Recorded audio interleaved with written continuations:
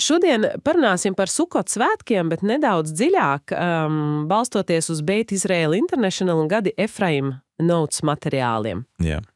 Mērķis ir saprast, kā šie avoti redz Sukot ne tikai kā vēsturisku notikumu atceri, bet kā kaut ko universālu ar pravietisku nozīmi, kaut ko par Mesijas gaismu, par nāciju vienotību. Jā, un tas ir interesanti, kā viņš šos senos svētkus padara tādus aktuālus šodienai. Tieši tā, kā viņi to dara?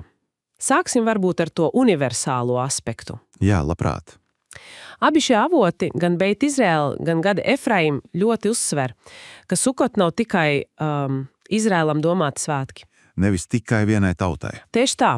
Tā ir ideja par vispārējiem svētkiem. Un viņi piemin arī Sukha, to pagaidu mītni. Tā nav tikai fiziska būda. Tā ir, kā viņi saka, ticības ēna, cillap meukehemnuta. Tas ir kabalistisks termins. Jā, tieši tā.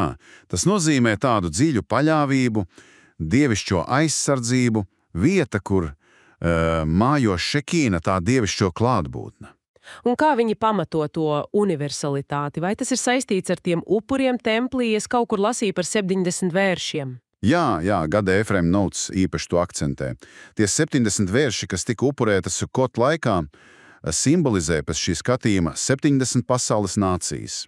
Tātad tas ir kā garīgs process, kas iekļauj visas nācijas. Tieši tā, garīga pacelšana, iekļaušana caur šo rituālu. Tas nav tikai tāds simbolisks žests. Un kur šajā visā iedaras Ušpizin? Tie 7 viesi – Avrahams, Jitskaks, Jākobs? Moše, Ārons, Josefs un Dāvids, jā. Kāda ir viņa loma tieši šo autoru Beit Israel un Gadi Efraim skatījumā? Gadi Efraim Notes piedāvā tādu specifiskāku kabalistisku skatījumu. Viņi saka, ka Ušpizin nav tikai vēsturisks personas. Ne tikai pagātnes tēli. Nē, katrs no viņiem it kā iemieso vienu no tām 7 zemākajām sefirota. Tiem dievišķās enerģijas kanāliem? Tieši tā. Gaismas kanāliem, un caur šīm sefirot veidojas saikne ar tām 70 nāciju garīgajām saknēm. Tātad, kad Zohar māca, ka šekina izplašas spārnus un Ušpizin nolaižas Sukahā? Tas nozīmē, ka šīs enerģijas kļūst pieejamas.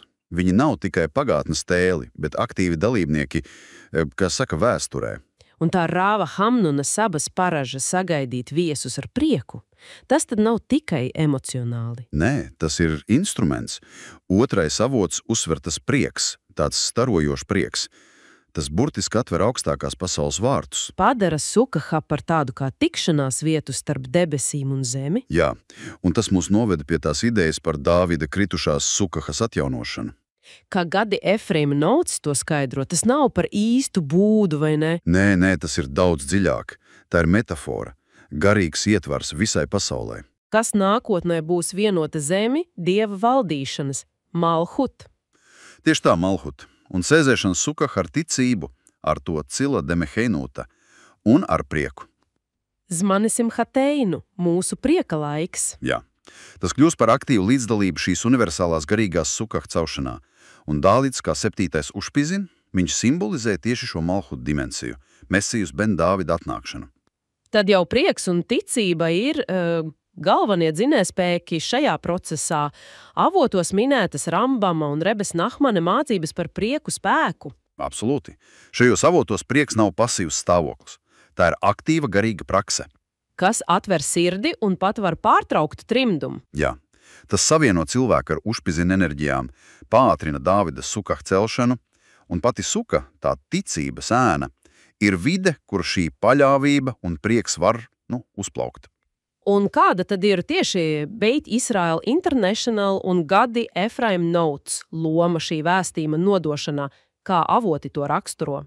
Avoti norāda, ka viņi redz sev kā tos, kas, kā lai saka, gatavo šo paudži Mesijas gaismas atklāsmei. Izmanto arī tādus rīkus kā Voice of Torah podcastu.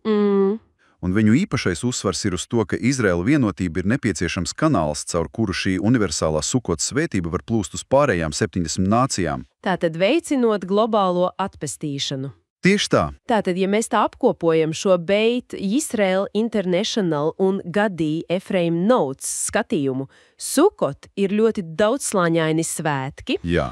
atcere par pagātni, bet arī ticības skola Cila de Mehaimnuta, universāls aicinājums nācijām caur tiem 70 vēršiem, tikšanās vieta ar Ušpizin kā seferot iemiesojumiem un aktīva lietdalība Dāvida garīgās suhas atjaunošanā caur prieku. Precīzi.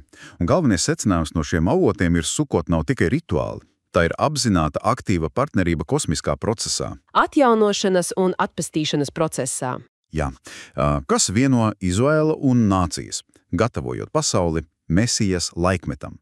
Kā māca Zoārs, sēļot Sukā, mēs piedalāmies Šehīnas troņa celšanā pasaulē. Un tas liek aizdomāties, ja Sukot, kā to redz Beit Yisrael International un Gadi Ephraim Notes, tiešām nes sevī tik spēcīgu vienotības un atjaunotnes potenciālu, kā šī dziļākā izpratne varētu ietekmēt to, kā cilvēki šodien skatās uz garīguma lomu, piemēram, globāla izaicinājuma risināšanā vai nākotnes veidošanā.